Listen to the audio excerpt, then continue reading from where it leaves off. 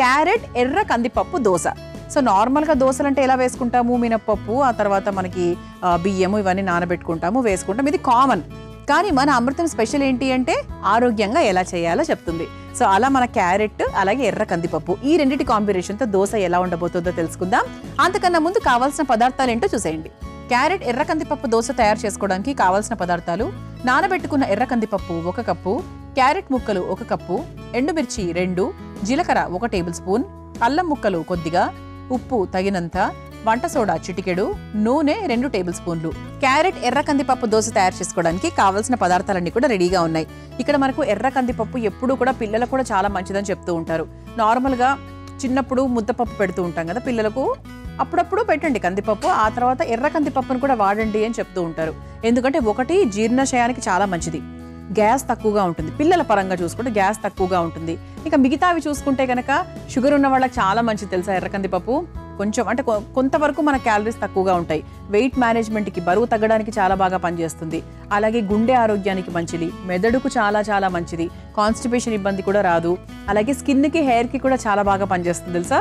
ఇలా ఓవరాల్గా ఏంటి అంటే మనకు ఎర్ర కందిపప్పులో మంచి ప్రోటీన్ ఉంటుంది, మంచి వాల్యూస్ ఉంటాయి, అండ్ వెరీ వెరీ గుడ్ అనమాట. అంటే కందిపప్పుతో పాటు ఇది కూడా దీంట్లో ఉండాల్సిన బెనిఫిట్స్ దీంట్లో ఉంటాయి. కానీ సాధారణంగా టక్కని మనం ఏంటి అంటే ఎల్లో కందిపప్పే తీసుకుంటూ ఉంటాం. ఒక షాప్కి వెళ్ళి వెంటనే ఎర్ర కందిపప్పుతో పప్పు చేసుకుందామన్న ఆలోచన మనకు రాదు, కానీ రావాలి అంటున్నాను. సో ఎర్ర కందిపప్పు చాలా మంచిది కాబట్టి సో అలవాటు చేసుకోండి. ఓకే, సో అలా మనము ఎర్ర కందిపప్పును నానబెట్టేసుకున్నాం.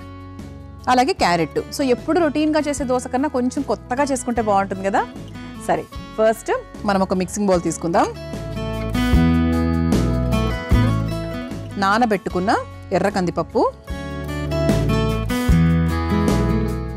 అలాగే ముక్కలుగా కట్ చేసుకున్న క్యారెట్,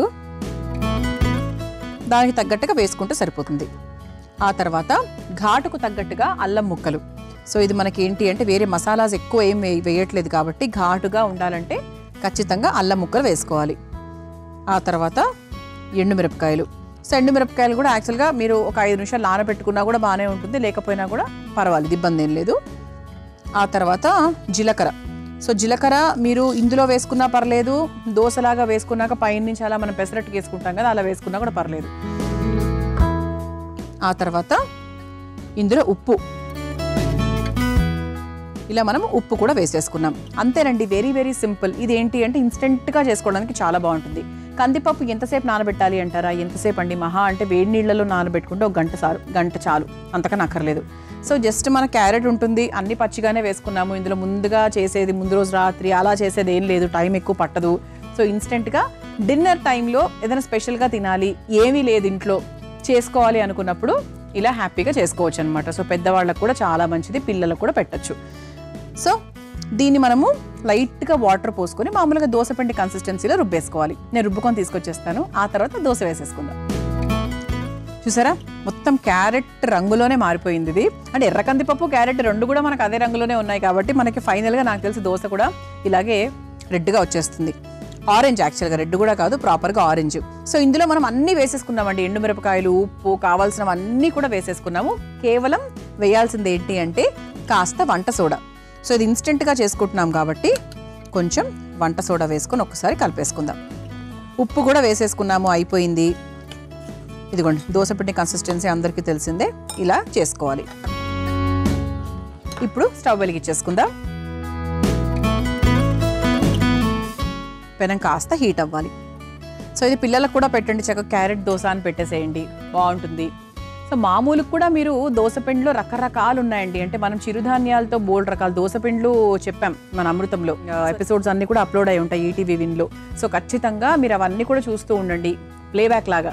సో పెనం కూడా హీట్ అయిందండి. ఇప్పుడు మనం కొంచెం నూనె ఇలా పెనం మీద వేసుకొని గ్రీజింగ్ చేసుకుందాం.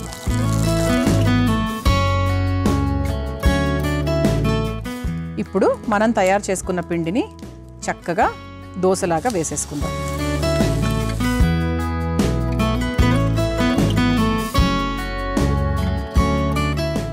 ఇలా వేసేసుకొని చక్కగా నూనె వేసేసుకుందాం.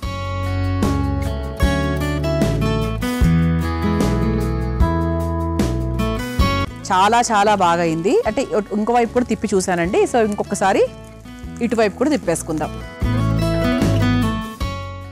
చూసారా రంగు కూడా సూపర్గా ఉంది. సరే ఎర్ర కందిపప్ప మజాకా మరి. సో క్యారెట్ ఎర్ర కందిపప్పుతో కూడా ఇంత చక్కటి దోశ చేసుకోవచ్చు అని అసలు మీకు తెలుసా? తెలియదు కదా. 100% మన అమృతంలో చూస్తూ ఉంటే ఇటువంటి చాలా కొత్త విషయాలు మీరు నేర్చుకోవచ్చు.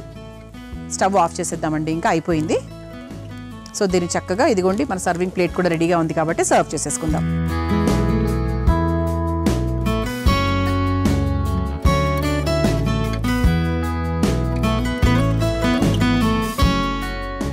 కరకరలాడుతూ ఉందండి చక్కగా. ఇదంతా చూసారా క్రిస్పీగా మీకు కనిపిస్తుంది కదా. రంగు కూడా చాలా బాగుంది, క్రిస్పీగా ఉంది. ఆహా, ఎప్పుడెప్పుడు టేస్ట్ చేయాలా అని వెయిట్ చేస్తున్నా. చాలా సాత్వికమైన దోశ అండి. సో దీనికి కాంబినేషన్లో మనం మామూలుగా చేసుకునే ఏ దోశ చట్నీ అయినా కూడా పర్వాలేదు, చాలా బాగుంటుంది. చూసారు కదా మరి చక్కగా క్యారెట్ ఎర్ర కందిపప్పు దోశ మీరు తయారు చేసుకోవాలంటే కావాల్సిన పదార్థాలు, తయారు చేసుకునే విధానం మరొకసారి చూసేయండి. క్యారెట్ ఎర్ర కందిపప్పు దోశ తయారు చేసుకోవడానికి కావాల్సిన పదార్థాలు: నానబెట్టుకున్న ఎర్ర కందిపప్పు 1 కప్పు, క్యారెట్ ముక్కలు 1 కప్పు, ఎండుమిర్చి 2, జీలకర్ర 1 టేబుల్ స్పూన్, అల్లం ముక్కలు కొద్దిగా, ఉప్పు తగినంత, వంట సోడా చిటికెడు, నూనె 2 టేబుల్ స్పూన్లు.